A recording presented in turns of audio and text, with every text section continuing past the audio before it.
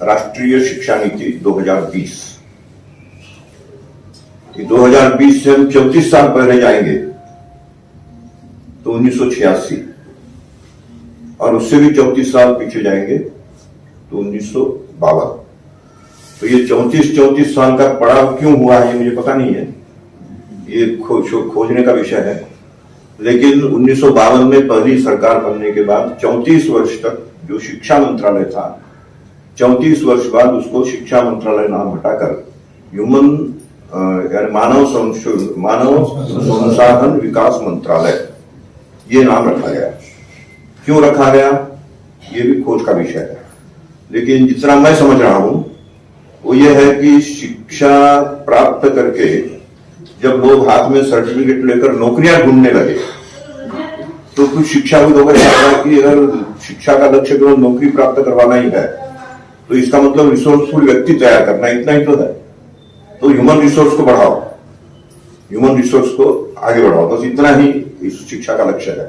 इसलिए उन्होंने उसको ह्यूमन रिसोर्स, जबकि ह्यूमन बीइंग सारे रिसोर्स को क्रिएट करने वाला है, लेकिन उसको एक रिसोर्स बना दिया और उसके कारण शिक्षा जो पहले थी वो भटक गई।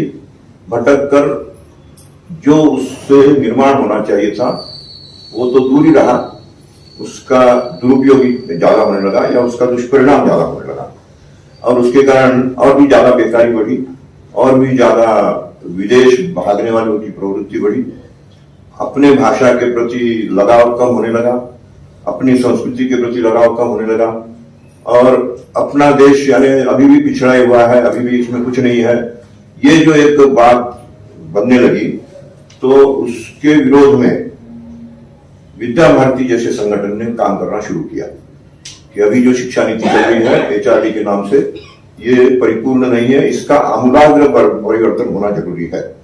और ये आमूलाग्र परिवर्तन होने के बाद 34 वर्ष तक हम कहते रहे, उसके बाद इस बार 2020 के लिए इस सरकार ने एक नई शिक्षा नीति हमें दी है। और उस शिक्षा नीति को जब हम देखते हैं तो ध्यान में आता है कि विद्या भारती ने पिछले 1952 से लेकर अपनी तपस्या के बल पर जिस शिक्षा व्यवस्था का एक प्रकार से नमूना देश के सामने प्रस्तुत किया है उसी को इस सरकार ने स्वीकार किया है। 80% उसी में से लिया गया है, ऐसा हम कह सकते हैं। तो उसमें सबसे पहले इन्होंने जो कहा, शिक्षा मंत्रालय ने अपने राष्ट्रीय शिक्षा नीति 2020 के डॉक्यूमेंट्स में, उसमें ये कहा है कि अब हमें इसे शिक्षा मंत्रालय ही करना है, इसलिए इसका नाम बदला जाएगा, शिक्षा मंत्रालय रखा जाएगा। और दूसरा मौलिक परिवर्तन जो किया है वो ये किया है कि 10+2+3 ये अनसाइंटिफिक फॉर्मूला है, इसको साइंटिफिक फॉर्मूला के रूप में 5+3+3+4 इस रूप में हम अपनाएंगे। तो इसको सुनकर कई लोगों ने मुझे कहा कि ये केवल फॉर्मूला बदल रहा है क्या, ये केवल नाटक चल रहा है। लेकिन उसी पर आज मैं ज्यादा बोलने वाला हूं कि ये जो बेसिक चेंज किया है, शिक्षा मंत्रालय नाम फिर से स्वीकार करना और 10+2+3 को हटाकर 5+3+3+4 करना, ये जो मौलिक परिवर्तन है, जिस मौलिक परिवर्तन की बात करते हैं हम, वो मौलिक परिवर्तन करने का ये आधार बन गया है। एक तो नाम बदलना और फॉर्मूला बदलना। तो कैसे, इस पर हम विचार करेंगे। तो 10+2+3, इसमें जो 3 है ये हायर एजुकेशन है, 10+2 ये स्कूल एजुकेशन है। इस फॉर्मूले में ये कहा गया है कि स्कूल एजुकेशन को और नीचे 3 वर्ष नीचे ले जाया गया। प्री प्राइमरी, इसको भी उतना ही महत्व दिया जाना चाहिए जितना हम क्लास 1 से आगे की शिक्षा को दे रहे हैं। तो प्री प्राइमरी की शिक्षा जो कि फाउंडेशन है, किसी भी मनुष्य के जीवन का फाउंडेशन, ये घर में ही शुरू होता है। घर से जितना फाउंडेशन तैयार होगा उसके बाद जब उसको विद्यालय में भेजते हैं तो 6 वर्ष तक इंतजार करने की जरूरत नहीं है। 3 वर्ष बाद ही उसको मां के समान ही जैसा स्नेह उसको घर में मिल रहा है, उस प्रकार का स्नेह मिले, ऐसा वातावरण निर्माण करने वाला जो स्थान है, जिसको आंगनवाड़ी कहते हैं, जिसको शिशु वाटिका कहते हैं, बाल वाटिका कहते हैं, उस प्रकार की शिक्षा व्यवस्था ये पहले 3 वर्ष प्री प्राइमरी, इस प्री प्राइमरी में लाया जाए। और उसके बाद इस प्री प्राइमरी के आधार पर जब क्लास 1, 2, 3, 4 आगे बढ़ेगा तो उसके आधार पर हम 3+3 इसमें स्कूल एजुकेशन पूरा करेंगे और ये स्कूल एजुकेशन क्लास 8 तक उन्होंने दिया है। उसके बाद जो 4 वर्ष दिए हैं 9, 10, 11, 12, ये 4 वर्ष केवल किताबी शिक्षा से काम नहीं चलेगा, जो अब तक किताबी शिक्षा में ही सीमित था। इसको उन्होंने कहा है कि किताबी शिक्षा में इसको सीमित मत रखिए, यहाँ स्किल को डेवलप करिए। हर एक के अंदर जो स्किल है उस स्किल को डेवलप करते हुए उसको अपने आत्मविश्वास से परिपूर्ण होकर केवल नौकरी खोजने वाला नहीं तो औरों को नौकरी दे सकने वाला, इस प्रकार से वो बने। इस प्रकार की मानसिकता उसकी बनाने के लिए ये 4 इयर्स इस फॉर्मूले को अपनाया गया। अब ये जो सारा तंत्र है, इस तंत्र को हम अभ्यास करेंगे तो देखेंगे कि पहले 3 वर्ष जो कहा है उस 3 वर्ष की जगह उन्होंने 5 कहा, 5 + 3 + 3 + 4, और उस 5 को 2 भागों में बांटा है, 3 + 2 किया है। तो पहले 3 है प्री प्राइमरी और फिर 2 है क्लास 1 और 2। उसके बाद जो 3 है वो 2, 3, 4, 3, 4, 5, और उसके बाद 3 है 6, 7, 8। तो ये जो 8 इयर्स का फॉर्मूला है, 3 + 8 इयर्स, इसका विशेष रूप से ध्यान रखा जाना चाहिए। जैसा कि हम अपने मंत्र में भी सुनते रहते हैं कि लारयेत पंचवर्षाणि दशवर्षाणि तारयेत प्राप्तेतु षोडशे वर्षे पुत्र मित्रोताचरे। तो जिन 5 वर्षों में उसके ऊपर स्नेह की वर्षा होनी चाहिए, वो 5 वर्ष या 6+ कहा गया है यहाँ, तो 6+ तक उसको स्नेह का वातावरण मिले। घर में 3 वर्ष और विद्यालय में 3 वर्ष। उसके बाद के 8 वर्ष ये उसको किताबी शिक्षा पूरी मिले और उसके बाद 4 वर्ष उसके स्किल को डेवलप किया जाए। अब ये ह्यूमन साइकोलॉजी के आधार पर हम कहेंगे तो ह्यूमन साइकोलॉजी ये कहती है कि वास्तव में शिशु अवस्था से ही बालक नहीं सीखता है, गर्भावस्था से सीखना शुरू करता है। गर्भावस्था में सुनी हुई बात कितने मन के अंदर समाहित हो जाती है, इसका सर्वश्रेष्ठ उदाहरण अभिमन्यु का है, जिसके बारे में हमने सब समय सुना ही है कि उसका भेद करके अंदर जाना चक्रव्यूह का, ये उसने सुना, लेकिन उसमें से निकलने का सुन नहीं पाया क्योंकि मां को नींद लग गई थी, और उसके कारण आगे भी जाकर उसको किसी ने पढ़ाया नहीं। लेकिन जो शिशु अवस्था में सुना था, गर्भावस्था में सुना था, वो उसके दिमाग में था और उसके आधार पर चक्रव्यूह को भेद करके अंदर जाना इतना समझ चुका था। तो ये जो एक छोटी सी बात है, छोटा सा उदाहरण है, इस उदाहरण के आधार पर हम कह सकते हैं कि गर्भावस्था से ही शिक्षा प्रारंभ होती है। और हम जानते भी हैं कि गर्भावस्था में माँ के लिए विशेष रूप से आयोजन होता है कि वो अच्छा खाना खाए, अच्छे विचार करे, अच्छा साथ जो है ऐसे लोगों के बीच रहे, और उन अच्छे विचारों का क्योंकि गर्भ में रहने वाले उस शिशु पर भी परिणाम होता है, इसलिए वो अच्छे परिणाम उसके होते रहे, इसका ध्यान रखे।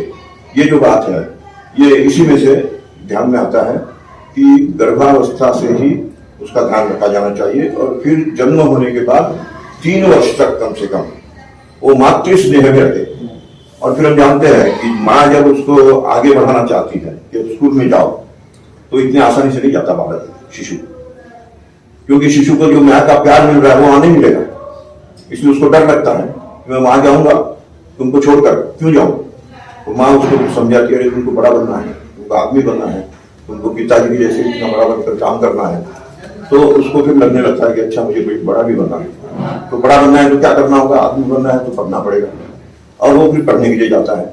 उस समय अगर उसको जो माँ ने सिखाया है अब तक या जो माँ से उसने सुना वो छोड़कर कुछ नया सुनने के लिए मिलेगा, तो वो सोचेगा कि इसका मतलब माँ भी ज्यादा पढ़ी लिखी नहीं है, माँ भी ये चीजें नहीं जानती, जो आज मुझे पढ़ाया जा रहा है वो माँ भी नहीं जानती, इसलिए वही पढ़ाया जाना चाहिए जो माँ ने उसको सिखाया है, और उसके बाद फिर नई चीजें उसको सिखाई जानी चाहिए।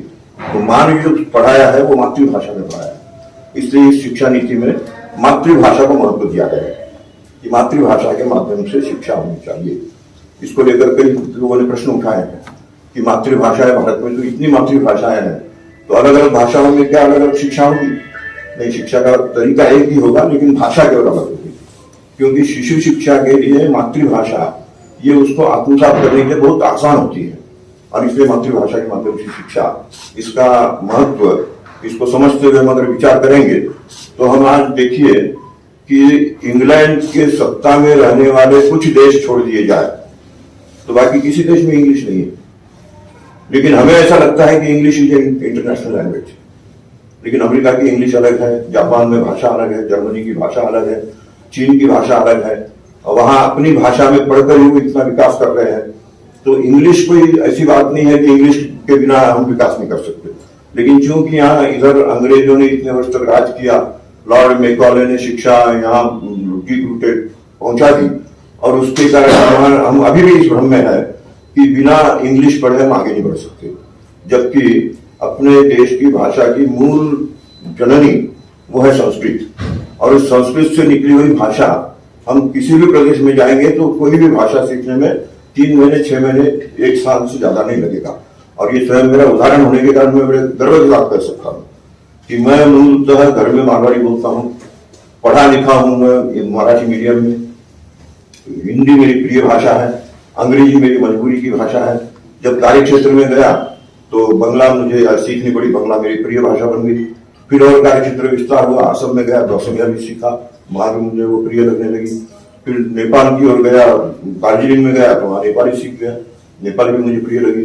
सब भाषाएं मैं बड़े अच्छी तरह से बोल लेता हूँ, फ्लुएंटली बोल सकता हूँ, पढ़ भी सकता हूँ, लिख भी सकता हूँ, क्योंकि संस्कृत का मूल जो है उसका मैं विद्यार्थी रह चुका हूँ।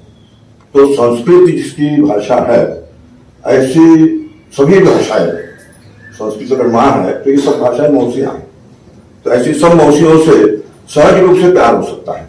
और इसलिए मातृभाषा के माध्यम से शिक्षा होने के कारण ऐसा लगने का कोई कारण नहीं है कि फिर गुजराती में शिक्षा होगी तो महाराष्ट्र में आकर वो कैसे स्थापित होगा, मराठी में शिक्षा होगी तो फिर वो बंगाल में जाकर कैसे स्थापित होगा। तो बड़ी आसानी से हो सकता है, क्योंकि फाउंडेशन उसका मजबूत हो गया है। और उस फाउंडेशन के कारण कोई भी भाषा सीखने में उसको 4-6 महीने साल भर से ज्यादा नहीं समय लगता। तो ये जो फाउंडेशन है, उस फाउंडेशन के आधार पर हम बात करेंगे तो 3 वर्ष में जो प्री प्राइमरी एजुकेशन है उसके बारे में इसमें दिया गया है कि पहले 3 वर्षों में उसको कोई लिखने विखने का ज्यादा आग्रह नहीं करना चाहिए।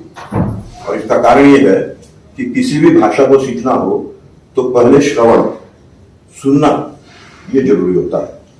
और इसलिए उस स्तर में जहां प्री प्राइमरी एजुकेशन है, प्ले वे में जिसको कहते हैं, वहां जो शिक्षक होंगे उनके नियुक्ति के समय इसका ध्यान रखा जाना जरूरी होगा कि उसका उच्चारण स्पष्ट है कि नहीं, क्योंकि वो जो कहेगा वही बालक सुनेगा, और जो सुनेगा वही उसको बोलना है। तो श्रवण के बाद फिर कथन, फिर वो बोलने लगता है, और कथन के बाद फिर पठन आता है, फिर वो पढ़ेगा। तो उसको लिपि लिखने का आग्रह बाद में करना है, पहले लिपि का अभ्यास करा देना है कि ये अ है, ये क है, ये ख है, ये ए है, ये बी है, ये सी है। इस प्रकार से लिपि का अभ्यास देखने का आंखों, यानी शुरुआत कान से होगी, फिर वो मुंह से बोलेगा, फिर जाकर आंखों पर आएगा, आंख से देखेगा तब फिर हाथ से लिखेगा। ये त्रिकोण पूरा होने के बाद फिर ये चौथी क्रिया ये शुरू होती है। तो इन 3 वर्षों में पहली कक्षा में उसको खूब सुनाया जाएगा, अच्छी तरह से उससे उच्चारण करवाया जाएगा। दूसरी कक्षा में उसको स्वयं होकर बोलने के लिए प्रवृत्त किया जाएगा, अब बोलो, याद करो और बोलो। तीसरी कक्षा में बोला हुआ पढ़ने के लिए कहा जाएगा और साथ साथ लिखने का भी अभ्यास कराया जाएगा। ये जो क्रम है, इस क्रम के बाद फिर जो कक्षा 1 में जाएगा तो कक्षा 1 में बाकी फिर पाठ्यक्रम के अनुसार पढ़ाई शुरू हो जाएगी। पाठ्यक्रम कैसा होगा इसके बारे में भी इसमें मैं जिस भाषा में कह रहा हूं उस भाषा में नहीं लिखा है, लेकिन उसका सार मर्म यही है। वो यह है कि पाठ्यक्रम अब ऐसा बनेगा कि जो सर्वसुलभ हो, अर्थात मातृभाषा में होने के कारण जो बड़े आसानी से समझ में आए, जो सोख कर रखना चाहे, सोखना चाहे तो सोखा जा सके, उसको सुरक्षित रखना हो तो सुरक्षित रखा जा सके।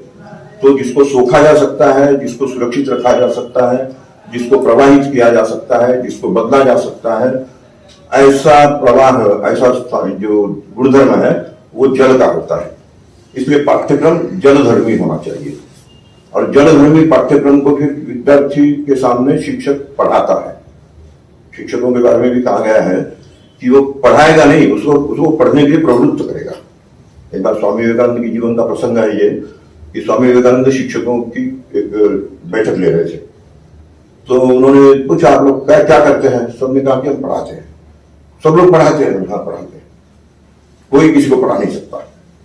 सब क्यों गए कि हमारा काम ही है पढ़ाना, और ये कह रहे कोई किसी को पढ़ा नहीं सकता। बोले हाँ, आप केवल उसको पढ़ने के लिए प्रवृत्त करिए, वो स्वयं पढ़ेगा।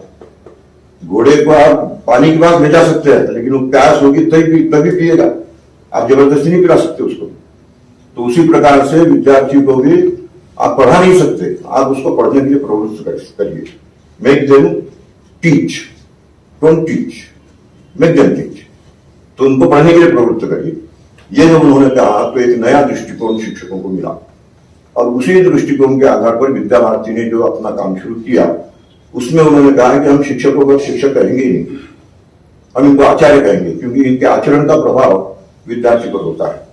इसलिए ये आचार्य थे, इसी आचरते इसी आचार्य, उनका आचरण कैसा हो इसका प्रशिक्षण देते हुए उनको शिक्षा के साथ जोड़ना है।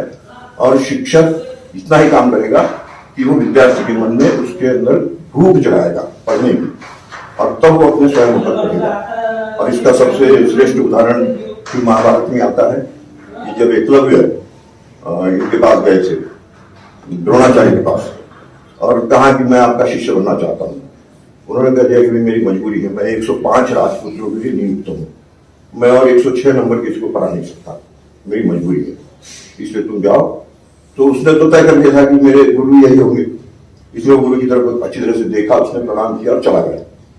कुछ दिनों बाद जब गुरु द्रोणाचार्य अर्जुन को ये वचन देकर ले गए थे कि मैं तुमको श्रेष्ठ धनुर्धारी बनाना चाहता हूं, इसलिए आज तुम्हारी फाइनल परीक्षा, चलो जंगल में। तो जंगल में गए अपने कुत्ते के साथ, और कुत्ता भटकता हुआ जब लौट कर आया तो उन्होंने बड़ा अजीब स्थिति देखी कि कुत्ता मुंह खुला है उसका, और 5-6 बाण उसमें घुसे हुए हैं, लेकिन खून की एक बूंद भी बाहर नहीं आई है। तो अर्जुन ने सोचना शुरू किया कि इस कुत्ते की कोई गर्दन पकड़ेगा, ठूस देगा, ऐसा हो नहीं सकता। और कुत्ता भौंक रहा है, उसको मुंह बंद कर दिया है, दूर से बाण मारा गया है। तो दूर से बाण मारा है, उसको स्पर्श यानी खून भी नहीं निकलेगा, ये भी नहीं हो सकता, तो ये तो अद्भुत घटना हो गई। तो उन्होंने पूछा द्रोणाचार्य से कि गुरुदेव ये क्या बात है? तो बोले हाँ, ये एक अलग प्रकार का बाण है। बोले कैसा? बोले शब्द भेदी बाण नहीं है, इस पर शब्द स्पर्शी बाण है। बोले मतलब क्या हुआ? बोले मैं तुमको जो सिखा रहा हूँ शब्द भेदी या लक्ष्य भेदी है, तो लक्ष्य भेदी बाण में सिखा रहा हूं, ये इन्होंने जो दिया है वो लक्ष्य स्पर्शी बाण है। बोले आपने इसका ये सिखाया नहीं हमको। तो गुरु ने कहा कि मैं भी नहीं जानता। तो इसका मतलब आपसे भी श्रेष्ठ कोई गुरु यहाँ है, और मेरे से भी श्रेष्ठ कोई छात्र भी हो गया है, तो चलो दोनों को खोजा जाए। कुत्ते को साथ लेकर वो गए, कुत्ते ने झोपड़ी के सामने इशारा किया, इन्होंने आवाज लगाई कौन हो भाई? तो वही एकलव्य बाहर आ गया। आते ही देखा गुरुदेव पर खड़े हैं। अरे गुरुदेव आप मेरे कुटिया में आ गए। गुरुदेव तो घबराने लगे कि मैं 105 राजपुत्रों को नियुक्त हूं, ये प्राइवेट ट्यूशन पढ़ाने वाला कहकर मुझे कहीं बदनाम न करते, इसलिए कहा कि मैं तो कभी तुमको पढ़ाया नहीं, तुम क्यों ऐसा कर रहे हो? तब उसने वो प्रसंग याद दिलाया कि मैं आपके पास गया था और आपने मजबूरी कही थी आपकी कि 105 राजपुत्रों के सिवा और किसी को पढ़ा नहीं सकते, लेकिन मैंने गुरु नहीं बदला, और मैंने आपकी मूर्ति बनाकर उस मूर्ति के सामने मैं पढ़ रहा हूं। तो मूर्ति के सामने पढ़ने वाला एकलव्य अर्जुन से भी आगे निकल गया, जहां सदैव गुरु उपस्थित है उनसे आगे निकल गया। ऐसे कैसे हो सकता है? तो ये वास्तविकता यही है कि जो गुरु गलतियां निकाल कर खुद संशोधन करेगा, उसका शिष्य अर्जुन से आगे बढ़ नहीं सकता। लेकिन जो गुरु मौन है और विद्यार्थी स्वयं अपनी गलती निकालकर अपनी गलती को सुधारेगा, तो नए नए आविष्कार करने की भी उसमें क्षमता आ जाएगी। वो एकलव्य है। तो हमें भी एकलव्य निर्माण करने हैं, अर्जुन नहीं। अर्जुन निर्माण करने से क्या होगा? गीता का पहला अध्याय हमने सुना, इसमें अर्जुन अपनी बात बता रहा है, संजय के मुंह से वो सारी बातें आ रही है। दूसरे अध्याय में भगवान कृष्ण ने जो करना था सारा कर दिया, सांख्य योग का सहारा लेकर।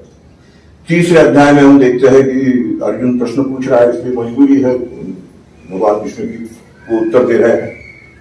फिर वो प्रश्न पूछ रहा है, फिर उत्तर दे रहे हैं। अब क्लासरूम में शिक्षक भी जब देखता है कि मैं पढ़ा रहा हूं, जरा मोनोटोनस हो गया, तो मुझे स्टाइल बदलनी पड़ेगी।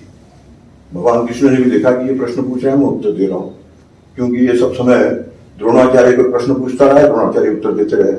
द्रोणाचार्य यहाँ है ही, वो उस पक्ष में है, इसलिए द्रोणाचार्य की भूमिका मैं निभा रहा हूं, लेकिन अब कब तक निभाता रहूंगा।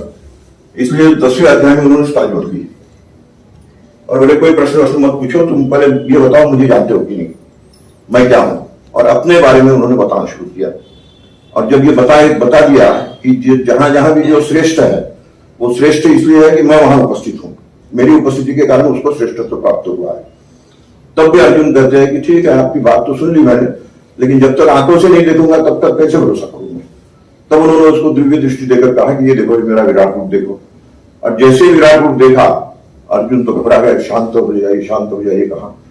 और उसके बाद उसके मन में भक्ति जगी। और इसलिए हम जानते हैं कि 12 अध्याय भक्ति योग नाम 12 अध्याय, भक्ति तब जगी है। भक्ति जगने के बाद प्रश्न कम हो जाते हैं और वही दिखाई देता है गीता में। उसके बाद 10वें अध्याय से पहले जैसे प्रश्न आते थे वैसे प्रश्न नहीं, एक प्रश्न उसने उत्तर दिया, और एक प्रश्न छोटा सा है, फिर और एक प्रश्न छोटा सा है। तब भगवान अर्जुन कृष्ण भी जो है अब वो उगता गए, तेरी ऐसी प्रश्न पूछता रहेगा, मैं उत्तर देता रहूंगा, फिर चलने लगा। तो 18वें अध्याय में एकमात्र प्रश्न है जो भगवान कृष्ण स्वयं पूछते हैं, और वो कहते हैं कि हे अर्जुन, जो जो मुझे बताना था मैं बता चुका हूं, अब मैं जानना चाहता हूं कि तुम क्या करोगे। तब अर्जुन को वास्तव में ये कहना चाहिए था कि अब आप चिंता मत करिए, देखिए मैं करके दिखाता हूं, लेकिन नहीं, उन्होंने कहा करिष्ये वचनं तव, आप जो कहेंगे वो मैं कर दूंगा। तब कृष्ण ने कहा कि बस युद्ध करो, और कोई उपाय नहीं है। तो युद्ध में भी उसको बार बार मार्गदर्शन करना पड़ा। तो अर्जुन श्रेष्ठ धनुर्धारी था, श्रेष्ठ योद्धा था, ये बात ठीक है, लेकिन स्वयं प्रेरणा से करने की प्रवृत्ति उसमें गुरु के अध्ययन की शैली के कारण आ नहीं पाई। तो इसलिए गुरु के अध्ययन की शैली ये होनी चाहिए कि जो विद्यार्थी को स्वयं प्रवृत्त करे, पढ़ो, सोचो, चिंता करो, जिज्ञासा जगाओ, और उस जिज्ञासा को शांत करने का काम जितना कर सकता है वो विद्यार्थी करे, ये शिक्षक करे, गुरु करे, तब उसका सही विकास होता है। तो वो बात इसमें आई है कि पठन पाठन जो होगा उस पठन पाठन का विशेष प्रशिक्षण दिया जाएगा, क्योंकि पठन पाठन कैसा होना चाहिए, तो हृदय स्पर्शी, जो हृदय को स्पर्श करेगा। अंकुर तब अंकुरित होता है, किसी भी कोई भी बीज तब अंकुरित होता है जब उसको मिट्टी का स्पर्श मिलता है। केवल हवा और पानी से कोई बीज अंकुरित नहीं हो सकता। या अंकुरित हुआ तो केवल खाने के काम आएगा, लेकिन उससे पेड़ नहीं हो सकता। तो अंकुरित होकर अगर और आगे विकसित होना है, पेड़ बनना है, तो मिट्टी का स्पर्श मिलना जरूरी है। और इसलिए पठन पाठन मिट्टी धर्मी होना चाहिए। मिट्टी धर्मी प्रशिक्षण इसके बाद, पठन पाठन के बाद हम विद्यार्थी का परीक्षण करते हैं कि जितना हमने पढ़ाना चाहा था, जितना वो पढ़ना चाहता था, कुछ पढ़ भी पाया है कि नहीं, कितना पढ़ा है, उसका मूल्यांकन किया जाए। और मूल्यांकन की बात सुनते ही, परीक्षा की बात सुनते ही विद्यार्थी आज घबराता है, क्योंकि परीक्षा एक दिन की परीक्षा होती है। एक दिन की परीक्षा ये मन में आतंक निर्माण करने वाली है। सतत परीक्षण ये कोई आतंक निर्माण नहीं करती, जो कि गुरुकुल में थी। तो सतत परीक्षण की विधा उसको विकसित किया जाएगा, ये भी इसमें दिया गया है कि अब जो परीक्षण होगा उसमें पास फेल को ज्यादा महत्व नहीं है, सतत परीक्षण होता रहे। अब उस सतत परीक्षण के लिए जिस प्रकार के शिक्षक चाहिए उनका प्रशिक्षण होना ये एक अलग विषय है, लेकिन मूलतः सतत प्रशिक्षण की परीक्षण की प्रक्रिया ये इसको महत्व दिया गया है। और इस सतत परीक्षण के लिए कहा गया है कि परीक्षण कैसा हो, जैसा हम इस कमरे में बैठे हैं और यहाँ भले ठंड का मौसम हो, अगर हवा नहीं आई तो घुटन होगी, और इसलिए पंखा चलाना पड़ता है। तो हवा ये आनंददायी है, और इसलिए पठन पाठन के बाद जो दूसरी तीसरी प्रक्रिया है परीक्षण की, वो आनंददायी होनी चाहिए, हवा धर्मी होनी चाहिए, वायु धर्मी होनी चाहिए। और इन तीनों चीजों का प्रबंधन करना है। उसके बाद प्रबंधन कैसे हो, तो किसी भी प्रबंधन के लिए सबसे जरूरी ये होता है कि जिन लोगों का प्रबंधन करना है, जिन लोगों का एडमिनिस्ट्रेशन हमें ठीक करना है, मैनेजमेंट ठीक करना है, तो मैनेजमेंट का तरीका ये होता है कि जिसमें जो गुण है उस गुण को विकसित किया जाए, और जो दुर्गुण है उसकी उपेक्षा की जाए। दुर्गुणों की उपेक्षा, गुणों की बढ़ावा, गुणों को बढ़ावा। तो गुणों को बढ़ावा देकर दुर्गुणों की उपेक्षा करते रहेंगे तो स्वाभाविक रूप से हर कार्यकर्ता, हर व्यक्ति ये अपने गुणों के आधार पर आगे बढ़ता जाएगा। और इसलिए ये काम अग्नि करती है, जो सोने को निखारती है और जो अनावश्यक तत्व है उसको जलाकर भस्म कर देती है। तो प्रबंधन ये अग्निधर्मी हो। अग्निधर्मी प्रबंधन के लिए जिस प्रकार की व्यवस्था होनी चाहिए, जैसे हम नियमित शाखा में भी जाने वाले लोग होंगे या अपने घरों में घर को भी संभालना है, अपनी फैक्ट्री को भी संभालना है, अपने किसी व्यवसाय को भी संभालना है, तो जिन 4 तत्वों के सहारे हम संभालते हैं उसमें पहला तत्व है कमिंग टुगेदर। एक जगह आओ, आकर इकट्ठा होना, ये पहला आवश्यकता है। उसके बाद थिंकिंग टुगेदर, एक साथ बैठकर विचार विमर्श करो। उसके बाद वर्किंग टुगेदर, अब एक साथ मिलकर कंधे से कंधा मिलाकर काम करो। और तब फिर करते रहो जब तक प्राप्त नहीं होता है, जब तक सफलता प्राप्त नहीं होती है तब तक करते रहो। तो करने की निरंतरता हो और उससे पहले की तीनों प्रक्रिया ये उसमें से निकलकर तब करने की प्रक्रिया हो। तो ये जो बात है ये मैनेजमेंट की बात है। तो ये मैनेजमेंट जब अच्छा होगा तो उसके बाद फिर आता है प्रबंधन के बाद अब इसका प्रशिक्षण। इससे जुड़े हुए हर घटक, हर व्यक्ति, हर समाज, उसका प्रशिक्षण होना चाहिए। फिर शिक्षक समाज है तो शिक्षकों का प्रशिक्षण हो, विद्यार्थी है विद्यार्थियों का प्रशिक्षण हो, अभिभावक जुड़ते हैं अभिभावकों का प्रशिक्षण हो, बस चालक आता है बस चालकों का प्रशिक्षण हो, कर्मचारियों का प्रशिक्षण हो, विद्यार्थियों अभी शिक्षकों में भी विषय के अनुसार प्रशिक्षण हो, प्रबंधन के लिए प्रधानाचार्य का प्रशिक्षण हो। इस प्रकार से बहुविध प्रशिक्षण, जिसको कहा जाए आकाशधर्मी। तो ये जो 5 तत्व है, पाठ्यक्रम होना चाहिए जलधर्मी, पठन पाठन होगा वो मिट्टी धर्मी, परीक्षण वायुधर्मी, प्रबंधन अग्निधर्मी और अंत में सबका प्रशिक्षण ये आकाशधर्मी, सर्वव्यापी, कोई छूटेगा नहीं। तो इस प्रकार की सारी बातें मैं जिस भाषा में कह रहा हूं उस भाषा में नहीं है, लेकिन जो पढ़ने के बाद मुझे लगा कि किस प्रकार की शिक्षकों की ट्रेनिंग की आवश्यकता है, विद्यार्थियों की ट्रेनिंग की आवश्यकता है, विद्यार्थी ओरिएंटेड सारा होना चाहिए, ये उसमें कहा गया है। तो विद्यार्थी ओरिएंटेड हो तो विद्यार्थियों की आयु मर्यादा के अनुसार उसके साथ वातावरण कैसा हो इसका भी ध्यान रखा जाना चाहिए। उसी हिसाब से 5+3+3+4 इसको सजाया गया है। तो ये जो 5+3 है, 3 में आते ही बालक अवस्था हो जाती है। तो शिशु अवस्था में तो उसको स्नेह चाहिए, लेकिन बालक अवस्था में उसको एक्टिविटीज चाहिए। बिना एक्टिविटीज के केवल स्नेह देते रहेंगे तो बात नहीं बनेगी, उसको तो एक्टिविटीज चाहिए। और इसलिए उन 3 वर्षों में उसको एक्टिविटीज बेस्ड एजुकेशन इस प्रकार के वातावरण में ढालना होगा। उसमें पढ़ाने वाले शिक्षकों को उसी तरह का प्रशिक्षण देना होगा। उसके बाद आता है 3 वर्ष का फिर कार्यकाल, और ये 3 वर्ष का कार्यकाल है टीन एज का। इंग्लिश में टीन एज कहा गया है, उसका कारण यह है कि उनके पास शब्दों का अभाव था। इसलिए जैसे 13 आया तो उन्होंने कहा कि टीन एज शुरू कर दो।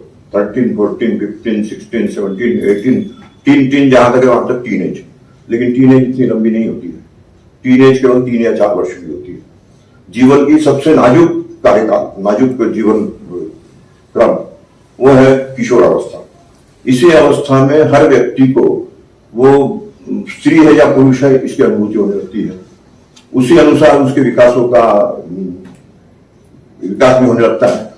उन इंद्रियों के विकास के कारण उसके अंदर उसी प्रकार की भावनाएं आने लगती है।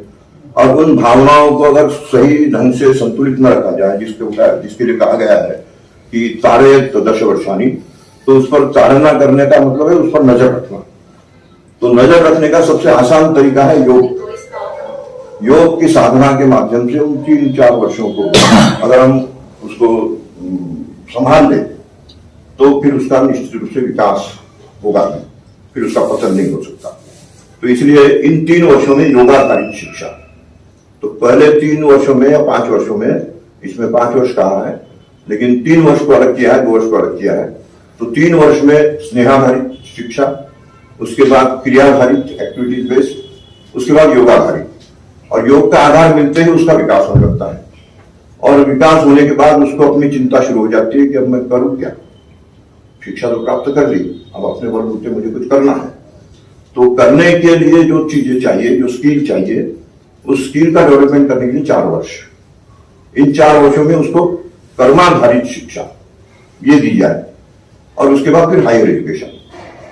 5+3+3+4 में हायर एजुकेशन नहीं है, ये केवल स्कूल एजुकेशन है। स्कूल एजुकेशन में ही स्किल एजुकेशन को भी समाहित कर दिया गया है। और इतना हो जाने के बाद फिर अगर किसी को और भी ज्यादा पढ़ना हो तो वो पढ़ता है। किसी को डॉक्टर बनना है, किसी को स्पेशलिस्ट बनना है, किसी को और कुछ करना है, तो वो उसका रुचि का विषय है। लेकिन हर एक को एमए करना ही होगा तभी उसको नौकरी मिलेगी, हर एक को एमकॉम करना ही होगा तभी नौकरी मिलेगी, ये सब कुछ नहीं रहेगा। 12वीं तक ही उसको स्किल इतना मिल जाएगा कि वो खुद भी अपने बलबूते खड़ा होगा और दूसरे को भी नौकरी देकर अपने यहाँ पालन पोषण के लिए रख सकता है। तो ये जो स्थिति है, ये इस शिक्षा प्रणाली की या शिक्षा फार्मूले की सबसे बड़ी विशेषता है। तो इस विशेषता को लेकर जब हम और सोचेंगे तो जरा चौक है। बहुत छोटा है लेकिन फिर भी समझाने में दिक्कत नहीं होगी। स्वामी विवेकानंद ने शिक्षा के बारे में कहते हुए ये कहा है, the manifestation of the perfection already in a man is education. आप भी बड़ी सामने आ जाइए।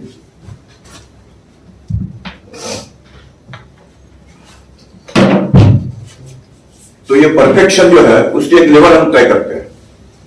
ये परफेक्शन की लेवल है, संभाल लिया आपने। परफेक्शन, इस लेवल पर perfection already in a man है, लेकिन किस अवस्था में है? बीज रूप में। बीज रूप में परफेक्शन है, उसको हम पूरी तरह से समझ नहीं पा रहे हैं कि उस बीज में क्या है। जैसे आम का बीज हो, चाहे किसी फल का बीज हो या कोई भी बीज हो, उस बीज को बोने के बाद ही उसमें समझ में आता है कि इस बीज में पूरी क्षमता है कि नहीं, और नहीं तो बीज तो ऐसे पड़े हैं। तो उसी प्रकार से इस बीज में क्या है वो हमें पता नहीं है, लेकिन बीज रूप में उसमें पूर्णता विद्यमान है और बीज शिशु अवस्था में है। मनुष्य की शिशु अवस्था में बीज रूप में उसके अंदर विद्यमान है, लेकिन भले उसको हम समझ नहीं पाए, लेकिन उसकी उम्र तो बढ़ती जा रही है, वो बालक हो गया। अभी तो वो प्रतिभा पूरी प्रकट नहीं हुई, लेकिन वो बालक हो गया, उम्र बढ़ गई। उम्र बढ़ने के बाद फिर उम्र बढ़ गई, अभी तक हम उसको समझ नहीं पाए हैं, लेकिन वो किशोर हो गया, किशोर अवस्था में आ गया। अब जो मैंने बताया है कि किशोर अवस्था ऐसी अवस्था है कि जिस समय उसको योग का सहारा मिलना चाहिए, और योग के माध्यम से उसके अंदर जो बीज है वो फिर अंकुरित होकर प्रकट होने लगता है। जो स्वामी विवेकानंद ने कहा है कि मैनिफेस्टेशन ऑफ द परफेक्शन, वो मैनिफेस्टेशन यहां से शुरू होता है। इससे पहले उसको हम केवल देख रहे हैं, कुछ समझ रहे हैं। जैसे डॉक्टर हेडगेवार जब पढ़ने के लिए जाते थे तो एक बार अचानक उनके मन में आया कि ये सीतावर की दुर्ग है, इस दुर्ग पर जो किले पर जो झंडा है वो झंडा, और इधर हमारे यहाँ जो मंदिर है ये झंडा, दोनों अलग अलग क्यों? तो उन्होंने कई लोगों से पूछा कि वो झंडा ऐसा क्यों नहीं है, तो उनको बताया गया कि अरे जानते नहीं हो क्या, वो अंग्रेजों का झंडा है। तो अंग्रेजों का झंडा यहाँ क्यों? तो उनका राज है। अच्छा, अपने देश पर अंग्रेज राज है इसलिए उनका झंडा है, तो ये तो नहीं चलेगा, वहां अपना झंडा लगाना है। और इसलिए अपने कुछ 4-6 मित्रों को लेकर उन्होंने झंडा, भगवा झंडा जेब में रखा और सीतापुर की दुर्ग की ओर जाने लगे। दुर्ग पर जो सेना ये था सैनिक, उसने पूछा क्या कर रहे हो, कहाँ जा रहे हो? बोले नहीं हम अच्छा काम करने जा रहे हैं। क्या अच्छा काम करोगे? बोले झंडा बदलेंगे, उसकी जगह ये झंडा, अपना झंडा लगाएंगे। उन्होंने उसको मारपीट भगा दिया वहां से। वो भाग कर आए, लेकिन मन में उनके संकल्प था कि झंडा तो बदलना है। आने के बाद जहां पढ़ने के लिए जाते थे, उन शिक्षक के पिछवाड़े में पीछे की ओर जमीन खाली पड़ी थी। 3-4 मित्रों ने मिलकर सोचा कि ऐसे मुख्य दरवाजे से तो हमें जाने नहीं दे रहे हैं, तो हम सुरंग खोदेंगे, सुरंग खोदकर अंदर ही अंदर चले जाएंगे और झंडा बदल देंगे। और उन्होंने खोदना शुरू किया। पहले दिन किसी के ध्यान में नहीं आया, दूसरे दिन जब देखा कि इतनी मिट्टी का ढेर हो गया है, खोदे जा रहे हैं, तो जाकर शिक्षक ने पूछा कि क्या कर रहे हो तुम? बोले नहीं सर हम बहुत अच्छा काम करने जा रहे हैं। क्या करोगे?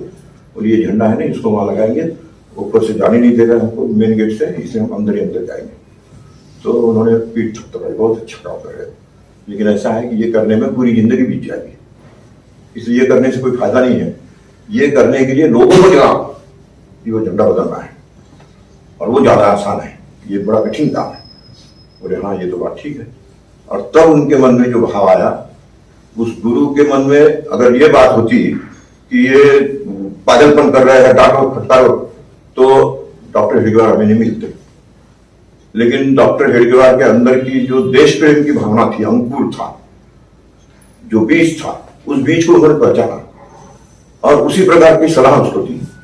तो ये जो बीज है, इस बीज को उसी प्रकार की सलाह देने का काम या तो वो शिक्षक जानकार हो, समझदार हो तो कर सकता है, और नहीं तो योग के कारण ये स्थिति ऐसी बनती है कि उसके अंदर अपने आप वो प्रस्फुट होने लगता है। और ऐसी स्थिति के बाद फिर वो जब आगे बढ़ता है तो किशोर अवस्था से फिर वो युवा का अवस्था में आ गया। युवा अवस्था में वो और आगे बढ़ गया, इससे विकसित हो गया। और इसके बाद जब वो आत्मविश्वास से परिपूर्ण हो गया इन 4 वर्षों में, तो ये 3 वर्ष, ये 2 + 3 5 वर्ष, फिर ये 3 वर्ष और ये 4 वर्ष। इसके बाद इन्फिनिट, आगे बढ़ते रहो जितना बढ़ना है। वो हो गया नागरिक। तो मनुष्य जीवन की जो 5 स्टेज है, शिशु, बालक, किशोर, युवक और नागरिक। नागरिक बनने तक की अवस्था में वो 3 वर्ष में उसको स्नेहाधारित वातावरण मिले। स्नेह 3 और 2, सरकार ने 3 के साथ 2 जोड़ा है, लेकिन मैं जहां तक समझता हूं सरकार को जब इसके क्रियान्वयन की बात आएगी तो ये सोचना पड़ेगा कि इस 2 को यहां नहीं जोड़कर यहां जोड़ना ठीक रहेगा। ये मेरा निश्चित विश्वास है, और ये बात मैंने शिक्षा मंत्रालय के जो ऑफिसर है जो इसको डील कर रहे हैं उनको जाकर बताई, तो उन्होंने कहा कि इस पर आपने लिखा हुआ कुछ हो तो वो भेजिए। वो भी मैंने भेज दिया, उस पर एक पुस्तक भी है मेरी, वो भी भेज दी। उसके बाद से वो मेरे संपर्क में है, 2-3 बार उन्होंने फोन किया है, एक आध बार बुलाएंगे तो फिर वहां जाऊंगा। लेकिन कुल मिलाकर ये 3+2 की बजाय नीचे 2+3 ये होना चाहिए, अर्थात फॉर्मूला ये होना चाहिए 3+5 +3 +4 प्लस इंफिनिट। तो ये जो 5 है ये क्रियाधारित, एक्टिविटी बेस्ड, ये योगाधारित, योग बेस्ड, और ये कर्माधारित। और उसके कारण फिर अंत में जो संस्कार मिलेगा, उस संस्कार में हम कहेंगे कि यहां उसको सोचना होगा नेशनल नीड बेस्ड एजुकेशन। देश में जिसकी आवश्यकता है वो मैं पढ़ूंगा, देश की सेवा करूंगा। तो देश सेवा की भावना यहां उसके अंदर निर्माण रहे, बनी रहे, और तब वो उसी प्रकार की शिक्षा दे। तो ये जो विदेश की ओर भागने की प्रवृत्ति है, और विदेश की ओर भागने की प्रवृत्ति के पीछे अर्थ है, तो यहाँ उसको अर्थ भी मिलेगा, उसको सामर्थ्य भी मिलेगा, और उसको सम्मान भी मिलेगा। इस प्रकार की शिक्षा व्यवस्था का जो परिणाम है, जो मैं समझा हूं, वो मैंने आप लोगों के सामने रखा है। अब इसमें से अगर किसी के मन में कोई प्रश्न हो और कुछ जानना चाहते हो तो आप पूछ सकते हैं। जितना मेरे लिए संभव है मैं उतना बताऊंगा। ये नीति अमल में आ गई है क्या? नहीं, अभी आई नहीं है, लेकिन ऐसा सुना है कि 3+2 को क्लब करके उन्होंने कुछ पाठ्यक्रम बनाया है, लेकिन उसको अभी लागू नहीं किया है। इसी बीच हमने सुझाव दिया है तो उस पर विचार हो रहा है, ऐसा सुनने में आया है। कितना समय लगेगा? ये तो बड़ी लंबी प्रक्रिया है। मुझे लगता है कि कम से कम 5-7 वर्ष तो लगेगी इस फॉर्मूले तक जाने में। इस फॉर्मूले तक अगर वो 5+3 भी करते हैं, 5+3+3+4, उसके बाद हायर एजुकेशन का अलग विचार है जो इन्फिनिट में कर रहा हूं। तो इसमें भी रहेगा। तो कठिनाई केवल इतनी आएगी कि यहां जिस शिक्षक की या प्रधानाचार्य की नियुक्ति होगी उसके लिए 2 प्रकार के वातावरण को संभालना, ये एक माने द्रविड़ प्राणायाम जिसको मराठी में बोलते हैं, वैसी स्थिति आ जाएगी। लेकिन ये 3 अलग कर दिया जाए तो इसका महत्व भी बना रहेगा, वातावरण भी बना रहेगा, और इस 2 के साथ वो क्लास 1 से यहाँ शुरू होगा क्लास 8 तक, और फिर 4 साल ये स्किल एजुकेशन की। हम लोग कहते हैं कि लाराये पंचवर्षाणि दशवर्षाणि ताडये प्राप्ते षोडशे वर्षे पुत्रं मित्रं समाचरे। सो ये जो लाराये पंचवर्षाणि जो है वो 3 और वो 5 में काम रखता है। 3 और 3 से इसको 6 कर दिया उन्होंने। अच्छा, 5 की जगह 6 दिया है, 6+। और जो मेरा बेसिक सुझाव वास्तव में यही था कि इसको 2 ही रखें, लेकिन इतना परिवर्तन सरकार शायद नहीं कर पाएगी, इसलिए ये 3 रखे भले, लेकिन क्योंकि 8 तक का और उसके बाद का जो है वो उन्होंने टाइम टेबल बैठा दिया है, इसलिए इसको डिस्टर्ब किए बिना 3+ की बजाय 4+ में जो लाने की बात थी वो ठीक नहीं होगा। 3+ में आए, 3 तक पढ़े, 6+ से उसकी शिक्षा शुरू होगी। वनवासी, ग्रामीण और महानगरीय यहाँ का वायुमंडल अलग है, तो उसके लिए हाँ, उसके लिए अलग अलग प्रकार से सोचना पड़ेगा। प्रशिक्षण की व्यापकता जो मैंने बताया, सर्वव्यापी प्रशिक्षण, तो प्रशिक्षण की विविधता होगी, ये इसमें भी लिखा है। ये जो पुस्तक है शिक्षा नीति की, इस पुस्तक के आधार पर ही मैं बात कर रहा हूँ, तो इसमें ये सारी बातें अलग भाषा में है लेकिन आई है कि शिक्षकों का अलग अलग प्रकार का प्रशिक्षण होगा, विविध अंगों में उनका प्रशिक्षण होकर उनको उसी प्रकार से उनकी नियुक्तियां होगी। तो अभी जो नियुक्तियां हो रही है उस नियुक्ति का पैटर्न भी बदल जाएगा, प्रशिक्षण का पैटर्न बदलेगा। आज जी शिक्षा पद्धती बाजारीकरण झालेलं आहे किंवा लाख लाख रुपये देतात, काही लोकांना मिळत नाही, मग आता काही लोकांना 20% प्रमाणे सरकारने सांगितले त्यांना द्या, या शिक्षण पद्धती हे सगळं गायब होणार आहे। एकदम सगळं गायब नहीं होना, लेकिन कुछ चीजें इसमें से जो है उसका महत्व बढ़ जाएगा, तो इसका महत्व कम हो जाएगा। एकदम डायरेक्ट इस पर अटैक करने की बजाय इसका महत्व कम करना, ये इस शिक्षा नीति में अंतर्निहित है। एक सवाल पूछना था, जैसे मतलब अभी क्या होता है कि कोई भी पॉलिसी रहती है तो वो गवर्नमेंट बेस्ड पॉलिसी रहती है। आज एक सरकार केंद्र में है या राज्य में है तो उसकी अपनी नीति चलती है। मान लीजिए कल जाकर के सरकार बदल जाती है तो इस नीति पे क्या फर्क पड़ेगा? अब वो तो सरकार बदल कर किसकी सरकार आएगी और वो इसको किस रूप में लेगी, इस पर तो ये राजनीतिक प्रश्न है, इसलिए मैं नहीं कर सकता कुछ। लेकिन कोई भी सरकार हो, अगर वो देश की बात सोचती है तो उनको इसका विरोध नहीं करना चाहिए। एक थोडासा वेगळा प्रश्न आहे, तो म्हणजे असा की आपण जगामधल्या ज्या चांगल्या युनिव्हर्सिटीज आहेत त्याचं जेव्हा आपण रेटिंग समजायचा प्रयत्न करतो, आणि मी चांगल्या दृष्टीने बोलतोय, वाईट गोष्टी आपण नाही घेऊया, चांगल्या गोष्टीच घेऊया। आणि त्याच्यामध्ये तुम्ही अर्जुन आणि एकलव्याचा जो अप्रोच सांगितला, हा प्रामुख्याने भारताच्या बाहेरच्या युनिव्हर्सिटीमध्ये खूप प्रकर्षाने दिसतो, आणि एवढा दिसतो की आपली इथली टॉपची मुलं तिथे धपाधप पडतात खाली। याचं कारण असं की जे मुलांना शिकण्यात प्रवृत्त करून जे शिकायचं आहे ती बेसिक फंडामेंटल प्रोसिजर आपल्या इथे काही अंशी लॅकिंग आहे। तर या बेसिसवर जर का समजा भारताच्या बाहेरच्या युनिव्हर्सिटीत जर रँकिंग चांगलं होत असेल तर मग आपण त्यांना दोष का देतो? नाही, दुसरं उदाहरण सांगतो मी। अमेरिकाचे राष्ट्रपती यांच्या आधीचे कोण होते? ट्रंप ने एकदा प्रश्न उठवला था कि अमेरिका में सब भारतीय लोग क्यों प्रोमिनेंट स्थान पर जा रहे हैं, इसके पीछे क्या रहस्य है? तो उनको सर्वेक्षण के बाद जो रिपोर्ट मिली वो ये थी कि भारतीय मूल के लोग जो है वो जो पढ़कर आते हैं वो फंडामेंटली बहुत स्ट्रांग होते हैं और इसलिए यहाँ आकर वो क्रिएटिव हो जाते हैं।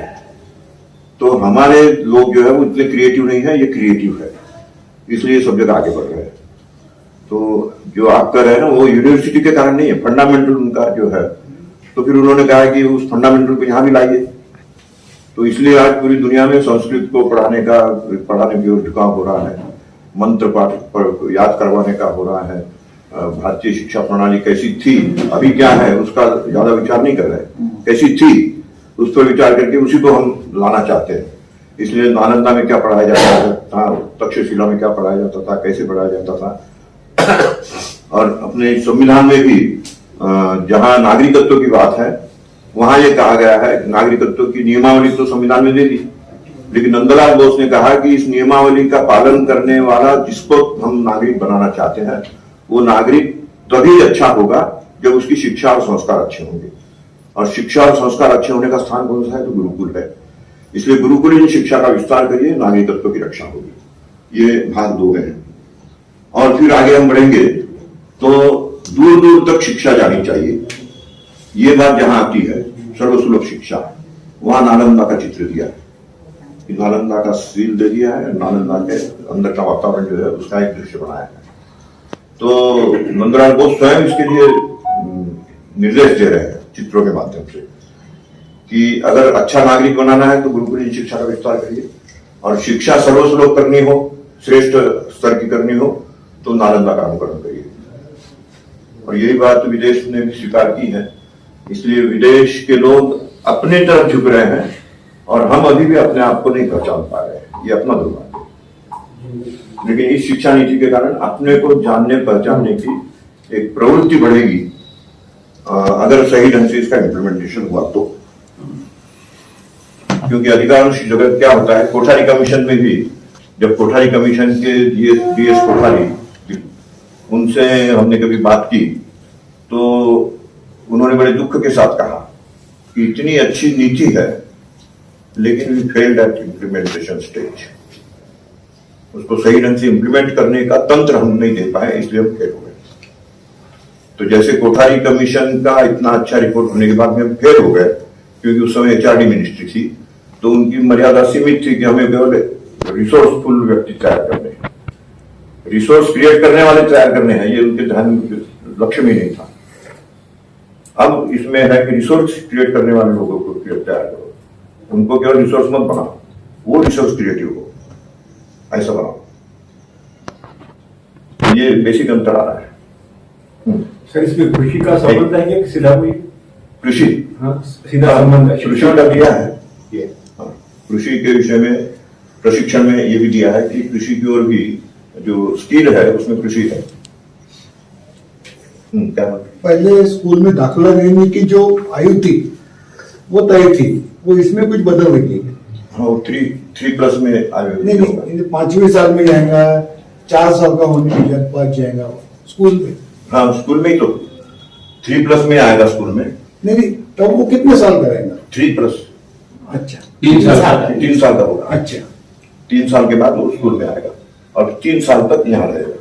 अच्छा ये 3 एक ही जैसा हो गया, इसलिए कंफ्यूजन हो रहा है। हाँ। लेकिन 3 साल वो घर में बिता चुका है हाँ, घर में 3 साल और फिर 3 साल यहाँ 3 साल के लिए आया है।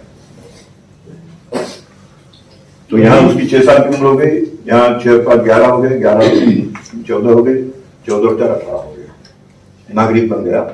नागरिक बनने के लिए 18 वर्ष तक उसको शिक्षा देगी। ड्रॉप आउट के समस्या का समाधान अभी है क्या? ड्रॉप आउट बहुत कम होंगे क्योंकि सतत परीक्षण की प्रक्रिया शुरू करेंगे, इसमें ड्रॉप आउट का प्रश्न नहीं रहेगा। ड्रॉप आउट भी होगा तो उसको ड्रॉप आउट नहीं कहा जाएगा। ये अभी अगले कक्षा में जाने लायक नहीं हुआ, 1 साल और इसमें रहे, ये उसको समझा दिया जाएगा, उसको समझ में भी आ जाएगा, नागरिकों की भी यानी उनके अभिभावकों को भी समझ में आ जाएगा। और क्योंकि परीक्षा और परीक्षा के बाद आगे बढ़ना ऐसा नहीं है, तो सतत परीक्षण वो एक अलग प्रक्रिया। जैसे मैंने बताया ना कि क्रियान्वयन में अगर हम फेल हो गए तो फिर ये भी बेकार हो जाएगा। इसलिए क्रियान्वयन में फेल ना हो इसका ध्यान रखना जरूरी है। अब सरकार उस विषय में सतर्क है, ऐसा अभी तक तो ध्यान में आ रहा है। अभी भी वो सुझाव मांग रहे हैं कि क्रियान्वयन के अंदर किसी का कोई सुझाव हो तो दीजिए, और हमने सुझाव दिया है कि उसको उन्होंने गंभीरता से लिया। शिक्षा मंत्रालय में मंत्री ने कितनी गंभीरता से लिया ये पता नहीं है, लेकिन ऑफिसर ने तो गंभीरता से लिया है। क्योंकि मैंने जो देखा कि मंत्री तो जो ऑफिसर करता है वो करता है, और इसलिए मंत्री को कन्विंस करने के बजाय ऑफिसर्स को कन्विंस करना है, क्योंकि अभी भी देश ब्यूरोक्रेट्स चला रहे हैं। और मोदी जी की जो तंत्र प्रणाली है उसमें वो ब्यूरोक्रेट्स के द्वारा ही देश का संचालन हो, इसको ज्यादा महत्व देते हैं, जो उन्होंने गुजरात में भी दिया था। गुजरात में जब मैं उनसे मिलने गया था तो उस समय उन्होंने पूछा, मैंने पूछा कि इतना सारा तंत्र, इसको जिस प्रकार की नीतियों से आप देश को चलाना चाहते, प्रदेश को चलाना चाहते हैं, उसके अनुसार वो चले, इसके लिए आपने क्या तरीका अपनाया? तो उन्होंने बड़े हंसते हंसते कहा कि अरे शाखा में जो गठ पद्धति है वो बस वही अपना ही, हमने एक एक गठ बना दिया, गठ पद्धति के अनुसार बैठकें होती है, बैठकों में एक गीत सबके द्वारा हमने याद करा दिया, सबको याद है, मनुष्य तो बड़ा महान है, तू जो चाहे पर्वत पहाड़ों को तोड़ दे। तो उनके अंदर एक भावना जगती है कि हम कुछ करने जा रहे हैं, बस ये भावना जगाना, काम तो उन्हीं को करना है, उन्हीं से करवाना है, इसलिए उनके अंदर इस भावना का उन्मेष हो, ये करना है। तो गुजरात में जो सफल हो गए, केंद्र में सफल होने में जरा कठिनाई है, क्योंकि केंद्र के ब्यूरोक्रेट जो ठांड है ज्यादा गुजरात के लोगों से भी, तो थोड़ी कठिनाई आ रही है उनको, लेकिन उनका तरीका यही है कि ब्यूरोक्रेट्स को ही हम प्रवृत्त करें कि तुम देश सेवा के दृष्टि से इस काम को संभालो, केवल नौकरी के लिए नहीं, इसके माध्यम से देश की सेवा कर रहे हो। इसलिए कई बार मोदी जी के बारे में कहा भी जाता है कि ये मंत्रियों को ज्यादा महत्व नहीं देते, ब्यूरोक्रेट्स को ज्यादा महत्व देते हैं। तो उसका कारण यही है कि करना तो इन्हीं को है, इसलिए इनके द्वारा करवाना ये स्वभाव बनना चाहिए। और कुछ ये छोटे बच्चे एकदम छात्रावास में रखना, ये मानसिक दृष्टि से कितना योग्य है, इसका कुछ अध्ययन हुआ है? एकदम छोटे बच्चों को छात्रावास में रख देते हैं, विशेषतः जनजाति बच्चों के शहरों में भी हॉस्टल है, वो सरकार बोलती है कि आपको हॉस्टल में रहना पड़ेगा, ये तो एडमिशन नहीं मिली। और दूसरा जो स्किल वाला जो बोला है, स्किल एजुकेशन, तो उसमें कौन से स्किल सिखाने वाले? स्किल की बहुत लंबी लिस्ट है। और जो हॉस्टल की बात कही है, हॉस्टल में रखना सब दृष्टि से फायदेमंद है, क्योंकि घर का वातावरण ऐसा हो गया है कि पति पत्नी दोनों भी कहीं जॉब कर रहे हैं, काम कर रहे हैं, बच्चे को कौन देखेगा, कौन उनकी संभाल करेगा। यानी यहाँ तक है, विद्या भारती में काम करते समय एक बड़ा मजेदार अनुभव है। एक अभिभावक आए, बड़े मजेदार स्वभाव से जरा हंसमुख थे, तो मैंने उनसे पूछा कि आपका बेटा कितना बड़ा हो गया? बोले इतना बड़ा हो गया। मैं चौंक गया, मैं कहा नहीं, मैं आपके बेटे की बात पूछ रहा हूँ, कितना बड़ा हो गया? हाँ बोले इतना हो गया होगा। मैं कहा नहीं, मैं समझा नहीं। बोले तुम जानते नहीं हो क्या? मैं सुबह 8 बजे 7 बजे निकल जाता हूँ, तब तक ये सोया रहता है, रात में 11 बजे आता हूँ तो सोया रहता है, तो मैं ऐसे ही नाचता हूँ इसको। तो ये जहाँ अभिभावकों की स्थिति है कि वो बच्चों को समय नहीं दे पा रहे हैं, बच्चों के साथ उसकी मानसिकता के अनुसार आचरण नहीं कर पा रहे हैं, तो हॉस्टल में जिनको रखना जरूरी है रखना ही चाहिए। और हॉस्टल चलाने वालों की जिम्मेवारी होती है कि वो उनको वही मातृ पितृवत आचरण व्यवहार वो उसको दे, ये उनकी जिम्मेवारी है।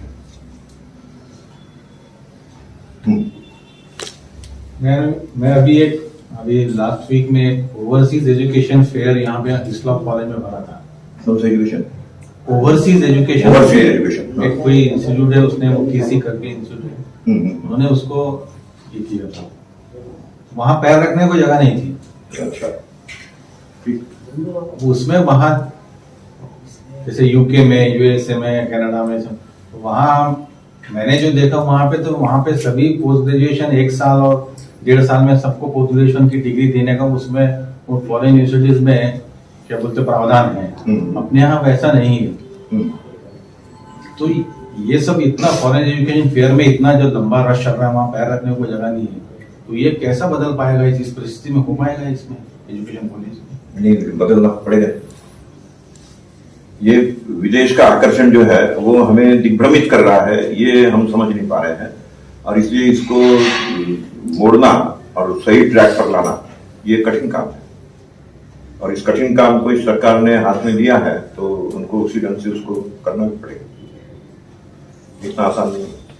आप तो कह रहे हैं इसको एजुकेशन पॉलिसी लागू करने में काफी वक्त लगेगा, जल्दी कैसे हो पाएगा? तभी तो युवा बच पाएगा ना। हाँ, नहीं होगा जरूर, लेकिन बस वही बात है ना कि सावधानी के साथ हम आगे बढ़ेंगे तो ये जरूर होगा, और ये होना उपयोगी होगा। केवल होगा ये बात नहीं है, ये होना ही उपयोगी होगा। 10+2+3 ये एकदम अवैज्ञानिक तरीका था, ये सब खिचड़ी बना दी थी।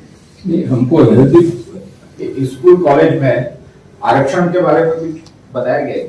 नहीं, इसमें आरक्षण को आरक्षण मतलब शायद हाँ, तो स्पर्श नहीं किया। चालू हो जाता है अपने यहाँ तो कॉलेज वगैरह में, हाँ। तो इसमें कुछ उसका जिक्र नहीं है। नहीं, सर हम जब नैतिक शिक्षा देंगे तब उसमें सब कुरान और बाइबल के भी कुछ रहेंगे कुछ हिस्से? उसमें ऐसा कुछ दिया नहीं है, दिया नहीं है, लेकिन नैतिक शिक्षा की बात कही केवल। अब नैतिक शिक्षा में क्या होगा वो पाठ्यक्रम तैयार करने पर निर्भर करता है, और इसलिए इतिहास का पुनर्लेखन हो रहा है, नैतिक शिक्षा की भी पुस्तकें तैयार हो रही है। जहां वामपंथी और इस्लामपंथी लोग बैठे हुए हैं वहां वो आग्रह के साथ अपनी बात को लाने की कोशिश भी कर रहे हैं, और उसमें से सरकार को सबको संभालते हुए चलना है, ये उनकी मजबूरी है। शिक्षा क्षेत्र में वामपंथियों का प्रभाव अभी भी बना हुआ है, दोनों क्षेत्रों में, शिक्षा क्षेत्र और ये पत्रकारिता के क्षेत्र में वामपंथी अभी भी हावी है, क्योंकि कांग्रेस की रेजिम में जो मानसिकता उनकी बनी है वो सब वामपंथ की ओर झुकने वाली मानसिकता है।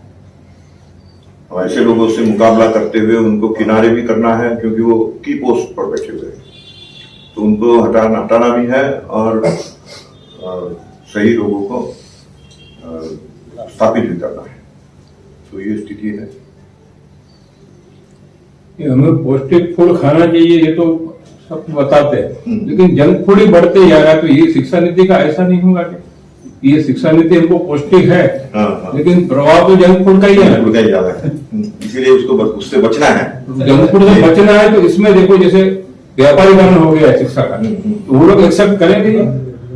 इसीलिए सरकारी शिक्षा, सरकारी तंत्र से चलने वाली शिक्षालय, उसको और भी अधिक उन्नत करना, उसके तरफ ज्यादा ध्यान देना, और कुछ मजबूरियां लाने वाले हैं वो कि जो सरकारी कर्मचारी है वो उनके बच्चे सरकारी स्कूल में ही पढ़ेंगे। ये अगर नियम हो जाए तो सरकारी स्कूल का स्तर भी अपने आप ये पैटर्न ऑप्शनल है। हाँ?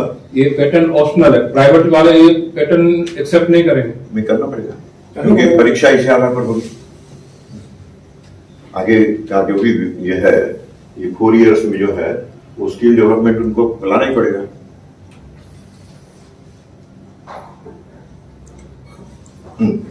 सर हम लोग जब पढ़ते थे तब स्कूलों में एनसीसी एयरविंग हुआ करता था, इसमें कुछ व्यवस्था है क्या वैसी? है। हाँ। सैनिक की शिक्षा वगैरह इसके अभी बंद हो गई है। हाँ, अभी कहाँ? अब इंग्लिश नाम से समझाएंगे कि इससे? नहीं, इंग्लिश रहेगी, लेकिन इंग्लिश एज ए लैंग्वेज रहेगी, नॉट ए मीडियम। अच्छा, ये मीडियम अपने रहेगी, medium English medium mother tongue medium होगी।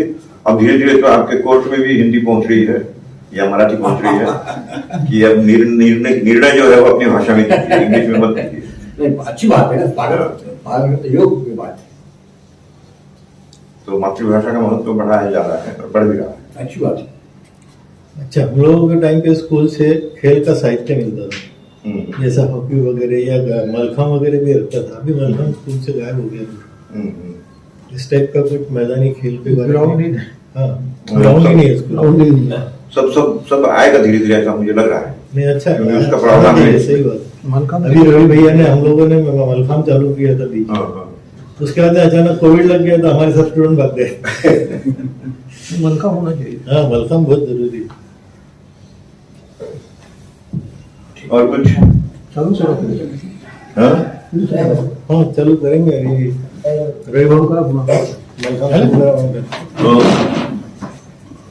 तो भारतीय विचार मंच के लिए ये मेरी पुस्तक मैं देना चाहूंगा।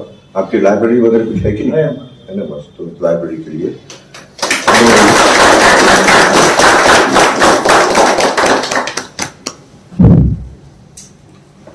ठीक है। कार्यक्रम समाप्ति